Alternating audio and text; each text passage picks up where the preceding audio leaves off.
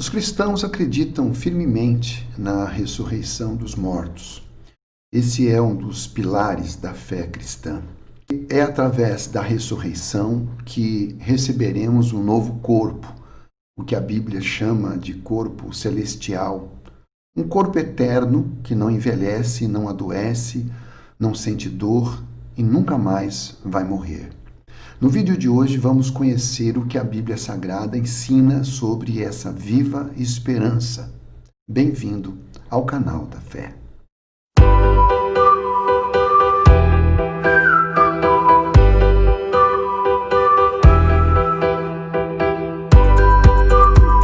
Olá, tudo bem? Tem gente que acha que não há vida após a morte, que morrer é o fim de tudo. Outros acreditam na reencarnação e outros em sucessivos planos astrais. Ou seja, existem muitas teorias e definições sobre esse assunto na filosofia e também nas religiões. E você? O que você pensa a respeito da vida após a morte? Por favor, poste a sua opinião nos comentários abaixo.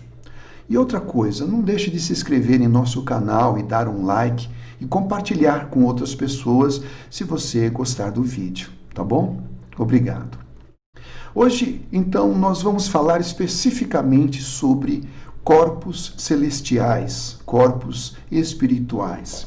O que Jesus Cristo, os profetas e os apóstolos revelaram sobre a existência após a morte do corpo.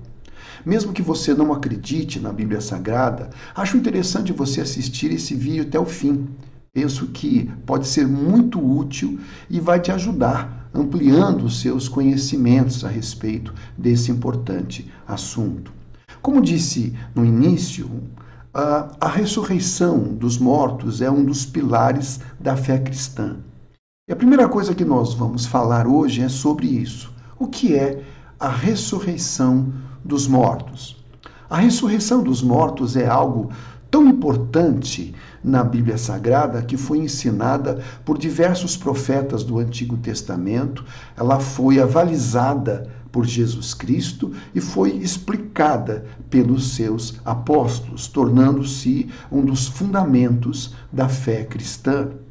Ela ensina basicamente que todos aqueles que morreram desde o início da criação do mundo, um dia eles serão ressuscitados.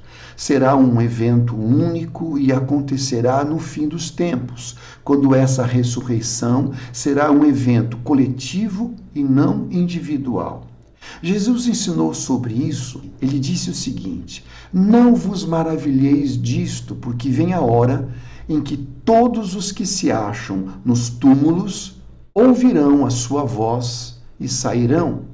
Os que tiverem feito o bem para a ressurreição da vida, e os que tiverem praticado o mal para a ressurreição do juízo.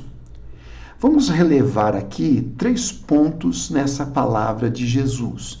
Primeiro, Jesus afirma que essa hora virá para todos os que se acham em túmulos, ou seja, todos os que morreram até aquele momento. Em segundo lugar, é Jesus em pessoa que coordena esse processo de ressurreição dos mortos. É ele quem chama com a sua voz todos para fora dos túmulos. A semelhança de Lázaro, quando Lázaro já estava morto há cerca de 4 dias e Jesus com a sua voz diz: Lázaro, sai para fora. E Lázaro então ressuscita. Em terceiro lugar, outra coisa é que ele menciona 2 ressurreições que são divididas em 2 grandes grupos. A primeira ele chama de ressurreição da vida, que é para os justos, e a ressurreição do juízo para os ímpios, que serão levados então ao juízo final para serem julgados pelas suas obras. O que vamos falar hoje, a partir desse momento, é sobre a ressurreição da vida, ou seja, dos justos. Sobre o juízo final será tema para um outro próximo vídeo. Em segundo lugar, vamos falar sobre a ressurreição e o novo corpo. Tudo começa com questões que são levantadas na igreja de Corinto. Esses irmãos ali levantam algumas questões sobre a ressurreição, eles queriam mais detalhes sobre a ressurreição.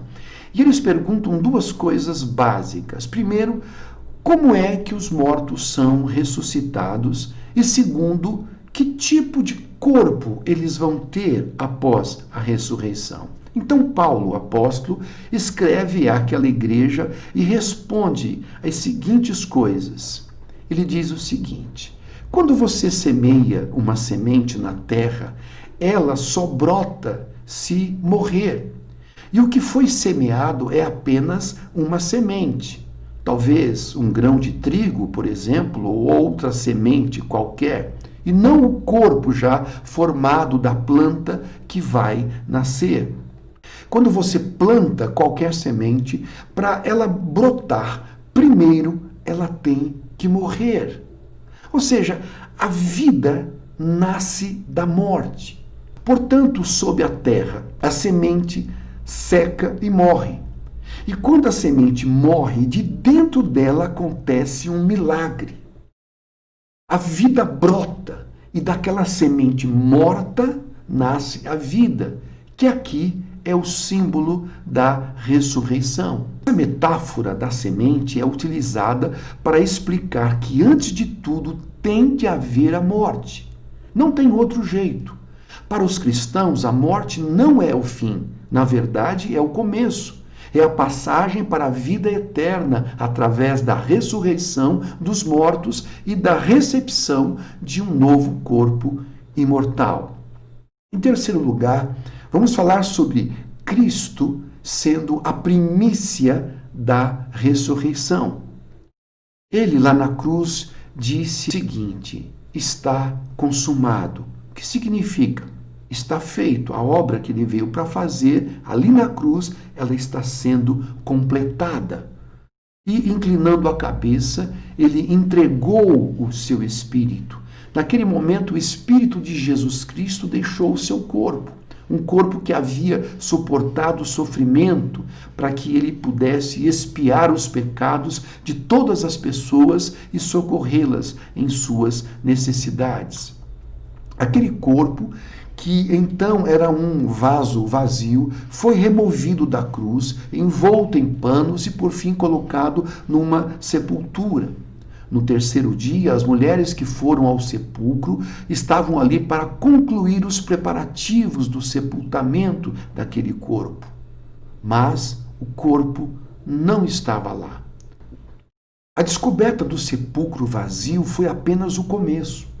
Maria Madalena, os apóstolos e muitos outros mais tarde testemunharam algo milagroso.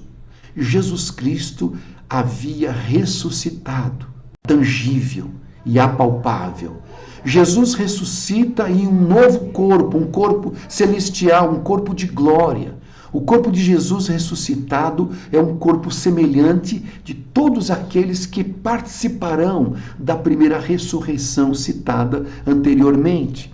Mas lembre-se que esse novo corpo em que Jesus ressuscita é o mesmo corpo que ele tinha antes de morrer, só que com uma matéria-prima diferente da que ele tinha antes de morrer e ressuscitar. Tanto é que o incrédulo Tomé disse que só acreditaria na ressurreição de Jesus se visse as marcas dos pregos nas mãos e nos pés. E Jesus lhe mostrou os pés e as mãos e Tomé se converteu ali, naquele momento. Em quarto lugar, o corpo ressurreto de Cristo era constituído de carne e ossos. Veja, Jesus ressuscitou em um novo corpo, um corpo glorioso, tangível e apalpável. Não era um espírito, um fantasma etéreo, era real. Isso fica muito mais claro naquilo que está escrito no Evangelho de Lucas. Diz assim: e falando eles dessas coisas, os discípulos, o próprio Jesus se apresentou no meio deles e disse-lhes: paz seja convosco. E eles, espantados e atemorizados, pensavam que viam algum espírito. E ele lhes disse: por que estáis perturbados? E por que sobem tais pensamentos ao vosso coração?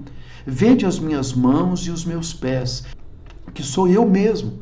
Apalpai-me e vede, pois um espírito não tem carne nem ossos, como vedes que eu tenho. E dizendo isto, mostrou-lhe as mãos e os pés. Os discípulos ficaram assustados, pensando ser um espírito, mas Jesus tranquiliza-os, pedindo que o toquem para verem que ele estava em um corpo tangível, ressuscitado dos mortos. E o mais importante é a declaração de que o seu corpo era constituído de carne e ossos. Logo em seguida, acontece algo ainda mais imprevisível. Jesus come com eles. Está escrito assim: então eles apresentaram-lhe parte de um peixe assado e um favo de mel, o que ele tomou e comeu diante deles. Jesus come com os seus discípulos para provar a eles, que já estavam tão assustados, que ele não era um espírito e sim um corpo ressuscitado. Mas é bom lembrar de uma coisa: não há nenhuma evidência que necessitaremos de alimento para este corpo glorificado, pois este novo corpo não vai depender de alimentos como meios para a sua subsistência, pois é um corpo incorruptível e imortal. Importante é dizer que muitos fazem uma grande confusão ao lembrar de algo que está escrito em 1 Coríntios 15, 50. Diz assim: isso afirmo, irmãos, que a carne e o sangue não podem herdar o reino de Deus, nem a corrupção herdar a incorrupção. Preste bastante atenção nisso. O novo corpo glorificado não é constituído de carne e sangue, mas sim de carne e ossos. O nosso corpo atual, esse corpo que nós temos, não pode entrar no reino de Deus porque ele é terreno e mortal. Mas através do processo da ressurreição, o que é mortal em nós se reveste da imortalidade e a corrupção se reveste da incorrupção. Fica claro então que receberemos um corpo semelhante ao que Cristo recebeu após a sua ressurreição. Este novo corpo é de uma matéria-prima que foge à nossa compreensão atual. Uma matéria para o qual o tempo e o espaço são irrelevantes. Em quinto lugar, esse novo corpo terá capacidades sobrenaturais. Esse novo corpo não está limitado, por exemplo, ao tempo e ao espaço, e nem às fraquezas do nosso corpo físico e mortal, tais como o cansaço, a velhice, a doença e muito menos a morte. Este novo corpo não será limitado por barreiras físicas, como as paredes não impediram Jesus de entrar no cenáculo que estava fechado. Os discípulos estavam reunidos ali. Olha o que diz o texto. Ao cair da tarde daquele dia, o primeiro dia da semana, trancada as portas da casa onde estavam os discípulos, com medo dos judeus, veio Jesus e pôs-se no meio deles e disse-lhes: paz seja convosco. O cenáculo estava trancado, pois os judeus estavam com muito medo após a morte de Jesus. E de repente, Jesus aparece no meio deles, do nada. Isso mostra que a composição atômica desse novo corpo é totalmente diferente do corpo físico e terreno que temos agora. Outro grande exemplo é a ascensão de Jesus de volta à sua origem, de volta ao Pai. Diante de cerca de 500 discípulos, ele sobe ao céu e some entre as nuvens. Olha o que está escrito em Atos 1:9. Ditas estas palavras, foi Jesus elevado às alturas, à vista deles, e uma nuvem o encobriu dos seus olhos. Ou seja, esse novo corpo não estava sujeito à lei da gravidade. É um corpo apto para viver em outros ambientes, em outras dimensões, quem sabe em outros planetas, como Jesus hoje, que habita no céu, em um corpo de carne e ossos, nesse novo corpo tangível e imortal. E nós, após a nossa ressurreição, receberemos esse novo corpo espiritual e estaremos aptos para habitar em um novo céu e em uma nova terra. Concluindo, disse-lhes Jesus: Eu sou a ressurreição e a vida. Quem crê em mim, ainda que esteja morto, viverá. Você sabe que a fé é um dom de Deus. Infelizmente, eu falo com isso com tristeza no meu coração, que nem todos alcançarão a bênção de crer. Como Paulo, apóstolo, uma certa vez escreveu, ele disse o seguinte: Ora, o homem natural não compreende as coisas de Deus, porque elas lhe parecem loucura, e não pode entendê-las porque elas se discernem espiritualmente. Por isso que muitos não conseguem crer.